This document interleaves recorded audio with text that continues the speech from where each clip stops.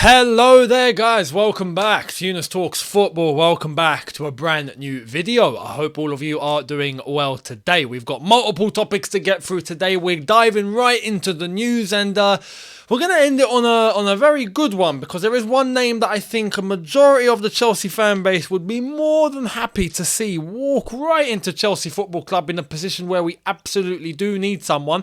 Along the way though, during this video, we're going to talk one certain player in a contract situation, FIFA's decision in a certain competition, and then we'll get to the big boy at the end of the video. Before we start, I want to let you know, make sure you hit the links in the description. Twitter and Instagram are there. Make sure you're following me on those, as well as the second channel, which already has had a revamp and is getting more content added to there on a regular basis from now on. So keep your eyes peeled for that.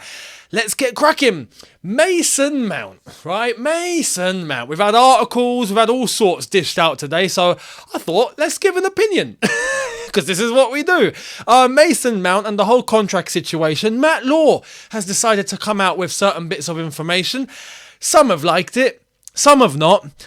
I feel like I can give a fairly realistic observation, and whether you like or hate the player, I think you're going to agree. So without further ado, let's get cracking. This is the latest from none other than Matt Law, who I think is safe to say is a big fan of Mason Mount. So here we go. Mount's contract is at a stalemate. Whilst online trolls continue to target him, pointing out that they have won the last 3 games without him, whilst ignoring CFC have also done so without Silva and James for 2 games, real life fans remain behind him. So he's having a dig at the Mount haters and pointing out that regardless, if Mount's not been playing, because some people have said, and rightfully so, that Mount's not been playing, Chelsea have been winning. I think it's more complicated than that. I don't think it's just because Mount's not playing, and Matt Law is correct in saying that 2 of those wins, Reece James weren't there and Thiago Silva weren't there. Thiago Silva, without question, our most consistent player this season, hands down. Even during the mess, right? When we're losing games, he's the one guy that you go, yeah, you know what? He had a good game. Sometimes Kepa. Thiago Silva, though, spot on. So, yeah, I understand his point in terms of, they're not playing. So what? Is it because they're not playing that we're winning? Like, no. As I've already explained, there are fundamental reasons to do with the way that Graham Potter has changed the setup, the way that the team have lifted themselves, the way that we have managed to be a little bit more clinical, and overall, there is a better shape and a cohesion going back to a similar system that worked for us back in Tuchel's time, let's say. With minor tweaks that I've already discussed that Graham Potter has enabled within that new/old setup, if you get what I mean. But Mount's absence has been a factor that some people have decided to go with and go, yeah, he's not playing, so we're winning. But it does prove one point. It does prove that we can get results without Mason Mount. Also, and I think you can't deny, that even when he has been playing, we have got results in the past. He is a Champions League winner, let's be honest. But with him and with some of the other players that we've had, we've also lost many finals. Wembley is no longer the place that we just rock up to and we pick up a trophy. That used to be it. In recent times, we go there, we lose. So there's that. There's a balance. Anyway, let's keep reading because Matt Law has gone into more detail in terms of what is actually going on. So here it is. After Chelsea contract talks were passed on to Paul Winstanley following Todd Boehly's initial involvement, it meant that negotiations with Mason Mount were effectively put back to square one, which I have to say I find a little bit weird, considering if it's the same team, right? It's not going from Roman to Todd Boehly. That I can understand if it goes back to square one, absolutely, because it's a new ownership, it's a new contract. But to take it from Todd Boehly to Paul Winstanley, right at the end of the day, yeah, Paul Winstanley can have his input, but the contract, maybe adds a couple of additions, maybe, but to start from square one, that's a little bit excessive, right? That's a little bit too much, I feel. But anyway, we know in terms of the details with the salary and whatnot, there's also a fundamental point that we have to make because there's some people that reckon that Mason Mount will be happy to accept the money that Chelsea are offering around 180k a week, right? But the time.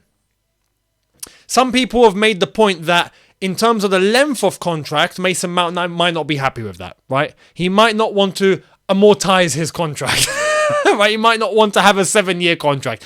Remember, we got the new rule coming in effect this summer, so we kind of have to get something done beforehand if we do want to give him a long contract. But it seems like the word on the rumour mill is that Mount does not want a long contract. He wants to have some flexibility, and I don't know if Chelsea are prepared to do that. So, considering all things into one into one pot, let's say, as I've said before, I just don't see this deal happening. I just don't see it. Matt Lawn could come out with all the, you can call it PR, you can call it, he's trying to advocate for Mason Mount because clearly he's a fan. He's been criticised for that and he's also been protected for that. But at the same time, look, I'll show you one example of what Matt Law's decided to plug out, and you can just... It's a little bit, for me, it's a bit excessive. For me, it means nothing, right? And this isn't a dig at Mason Mount, because what I feel like Mason is doing what he thinks is best for his own career, which I've already established. We've got to get away from the mindset of players being all about the badge and, they're proper and they're going to put the club first. Listen, get out. If people honestly still think that is players' priority, you're living in the past. There are still players that do that, right? But it's nowhere near the same amount like it used to be. Back in the day, you used to get a significant amount of players that used to actually play for the badge. Now, players play for themselves, for their families first, and then their clubs, right? They'll happily move from club to club because it's a career. For them, it's a profession. They want to get what's best in their interests first, before anyone else. And you have to argue in today's world, rightly so. So this is what I'm saying with Mason Mount. I haven't got anything against him, to be honest, in terms of what he's doing. I get it. He's hustling, and to be fair, good luck to him. Good luck to him. But Chelsea also have a side in this as well, and they want to do what's best for their interests. So you have to understand, it's business. Now, Matt Law decides to come out with this stat, right? And I'm going to counter it with one stat, and I think it will be enough for this to be put to bed. So let's see this. He says, Chelsea should certainly be aware that before his 25th birthday, Frank Lampard had played in 223 league games, almost 100 more than Mason Mount's 128 so far, but only scored 8 more goals than his former player currently has. In terms of goals and assists, Lampard was only 3 better than Mount's up-to-date league total of 49. I mean, you can say there's many things. It's accurate. On a numerical level, it's accurate, right? But context. What happened to not comparing Mason Mount to Lamps and all these guys? I thought that wasn't good for him.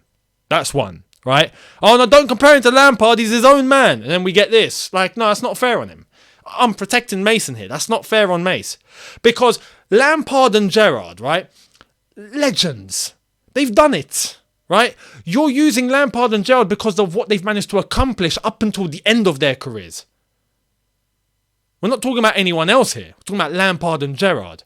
How about give Mason the rest of his career and then we can compare? To just pluck this out and just think, that's going to work. Complete different eras, complete different times, complete different teammates, different context, different everything. On top of that, Mason Mount's been playing in the front three. I've not seen Lampard play in the front three once. On the basis of that as well, was Lampard droppable? Never. You know it, never. Was Gerrard droppable? Never. Captain very early. Is Mount droppable? Yeah, he is. Felix has come into the team. You best believe Mount's not getting into that position. Right? That is a given. Why? You have to put this into context. Plucking out a stat like this, right? Let's talk about one player. If we're talking about stats, no problem. Let's talk about one player who, in fact, not just Lampard and Gerrard, but had been outperforming Lampard, Gerrard, Paul Scholes, and if I'm not mistaken, there was another, Wayne Rooney as well, right? Which player had outperformed, but after 63 Premier League appearances, Wayne Rooney, Steven Gerrard, Frank Lampard, and Paul Scholes? Dele Alli. What did I say a couple of minutes ago? Lampard and Gerrard had been given all the way to the end of their careers for you to understand that they're legends and they can now be judged by what they've accomplished in the game throughout because they've been consistent throughout. Not once did you look at Frank Lampard and go, he had a bad season. Not once did you look at Steven Gerrard and go, he had a bad season. Dele Alli, after 63 Premier League games, outperformed all of them. Where's Dele Alli now? Oh yeah, he's regretting in Turkey. With all due respect to him, but what Jose said in the Amazon documentary was absolutely spot on. You will regret. You will regret. Look at him now. Dele Alli, with his potential, is so much better than where he is now. But he is where he is now. Why? Because he wasn't serious. Now, I'm not saying that's the case for Mason Mount. Mason Mount is serious. But in terms of ability, yes, he's good. But can we not big him up to the level that he's been bigged up? I mean, what Lampard and Gerrard at 23, 24? No one was mentioning their names. They were just, oh yeah, it's that kid, Frank Lampard. Yeah, it's that kid, Steven Gerrard. He seems decent. Mason Mount, face of this, face of that, face of this, and maybe he's a victim of the modern era. Maybe Mason cannot ask for that to happen. It's just the way that it is. But this is what I'm saying. Different eras, different times, you can't compare. Frank Lampard and Steven Gerrard in today's circumstances might actually have ended up like Mason Mount. Who knows, you know? Face of this, face of that at the age of 20, 21, right? It might have destroyed them. If you put Mason Mount back in the era of Frank Lampard and Steven Gerrard, maybe he wouldn't even get close to them. You never know. So this is the thing. When you're looking at this, I honestly believe there are media outlets that maybe want to pluck a good image about Mason Mount and, you know, big him up a little bit and all of that. But I honestly, genuinely believe, unlike with Frank Lampard before, if you had said, "Oh no, we got to sell Frank Lampard," people would be like, "You're crazy," right? You say that about Mason Mount now, people go, "Yeah, no, we'll live. We'll be all right." Am I saying that he should be sold? No. If he stays, I'm happy. If he goes, we'll be okay. Trust me, we'll be fine. You know, we've managed to let go of De Bruyne and Salah in the past and still end up winning silverware. We'll be fine, trust me, right? And this is the thing. Considering if he goes somewhere else, I hear the fear that many people have. If he goes to Liverpool, oh, he's going to blow up. He's going to become the best midfielder in England, in the Premier League, in Europe. And what?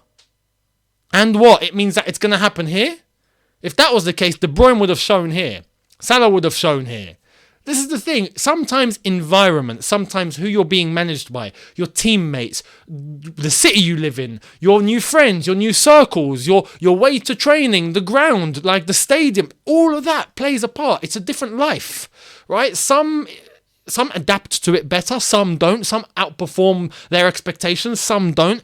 It is what it is. It doesn't mean, you perform there like that, therefore you have to perform exactly like that here. That's not how life works, right? So genuinely believe, look, if Mount does end up staying, which I still don't think is the case because I don't think his contract's going to be sorted, then fair enough, because he is a good player. He's not rubbish. I want to also denounce everyone that's saying, oh no, he's absolutely terrible, get rid of him, he doesn't know what he's doing. I genuinely think there's a good player there, but I'm not saying that he's a world beater like some genuinely think he is. I don't think he's there. You know, he's a good player, could be part of the squad, might have time to prove himself, absolutely, but it's on him and the club to come to an agreement, and if they don't, fair play to both of them. I guess business is business, we roll. So at the end of the day, we'll see what happens. But Mason Mount, that's the latest. We'll see how it goes down. Leave me your thoughts in the comment section on this whole situation. Let's jump to FIFA. Because FIFA have announced a certain new format to a competition, and because Chelsea actually have been doing well historically, we're automatically a part of it, which is great. So check this out. The FIFA Council is set to approve the qualifying criteria for enhanced 2025 Club World Cup today. Chelsea and Real Madrid will be guaranteed a place in the 32-team tournament after UCL triumphs in 2021 and 2022 respectively. We also see the new teams that have been announced for that tournament in 2025. So Chelsea will be taking part, Real Madrid will be taking part as Champions League winners, Al Hilal as the AFC winners, Al Ahly and Wydad of Morocco as the African Champions League winners, CF Monterrey and Seattle Sounders as the CONCACAF Federation winners, and we have Palmeiras and Flamengo, both from Brazil, that have won over in South America. So they're announced, but there will be more teams obviously added. It is going to be a full-on competition, and you know what? This is great because I know we're going to get more European teams. That's 9 out of the 32. We're going to get more Asians and Africans, I guess, and South Americans and Central Americans and all of that, right? We're going to get all sorts. This is going to turn into a big competition. Can we just make that the Super League and that's it, right? We've got this. We can find out who the best team in the world is, right? Is that the point of the Super League? Can we just keep it at this? That would be great. I don't think you can get better than this. FIFA have found a cure, right, to UEFA's, countering what UEFA and their Champions League plans are and what the Super League plans are. This is a good way to find in a good competition who the best team on the planet is, rather than just, plucking out each winner and going, yep, play like it's a Super Cup. Like, this is a genuine tournament to find out who is the best team in the world. And you know what? I'm all for it. So this is going to turn out to be a good competition, I feel, all beginning in 2025. Leave me your thoughts. Chelsea are part of it because we won the Champions League lately. And best believe if we somehow, I'm just putting it out there, right? But if we somehow get the job done this year, very unlikely, but if we do, then best believe we'll be part of it in 2027 or 2028 as well. So we'll see what happens. Right, let's get to the big news, which is about a certain striker. Let's get to it. So, here it is. Chelsea, Man City, PSG and Man United have all held talks over Victor Osimhen. He is no topic for Bayern Munich because the fee of €100 million is not feasible. Now, on the back of Victor Osimhen, there's also about Nkunku that I want to show you very quickly, and then we're going to talk about them collectively. Christopher Nkunku will definitely join Chelsea this summer from RB Leipzig, regardless of the Blues' performance this season. There is no exit option, so that's fantastic. I'm seeing a lot of people talk about Osimhen and saying that, it's going to be, Chelsea are interested, but Man United are going to be getting him. Man United want Harry Kane. They're just going to have to pick one, right? Do you want Osimhen or do you want Harry Kane? I honestly think they're going to go and get Harry Kane. I think the coast could be clear for us to go and get Osimhen. Now, I have to be honest, the amount of players that we're actually linked with and the amount of players we actually have coming. I mean, we've got Nkunku coming, Felix, are we going to get a deal done for him? Havertz is now hitting form, are we going to keep him? And then Osimhen, and it's going to get crowded. We're going to have to find a solution here. Someone's going to go. Someone's got to go. We can't keep all these players. Yeah, it'll get stupid. To be honest, I'd Mason Mount onto that. But honestly, it'll be a mess, right? So if we were, obviously, we're going to be getting Nkunku. That's a done deal. If we do get Osimhen, which we do need a top striker, right? It depends if we keep Felix or not. If we do keep Felix, which I feel like will happen. He's already made it public that he's very happy. He'll be pushing for the move. He doesn't want to go back. He loves London and loves Chelsea and he's enjoying himself. And he seems to be very, very good friends with Enzo Fernandez now. They seem to have some sort of link going on, which is nice. You want to see it. Kai Havertz, not a good time to be hitting form. I got to be honest, Kai. We needed you to hit form like last year, earlier on in the season. You come now. Look, with Kai Havertz, I have to say, right, he's doing well now. He has to keep it up.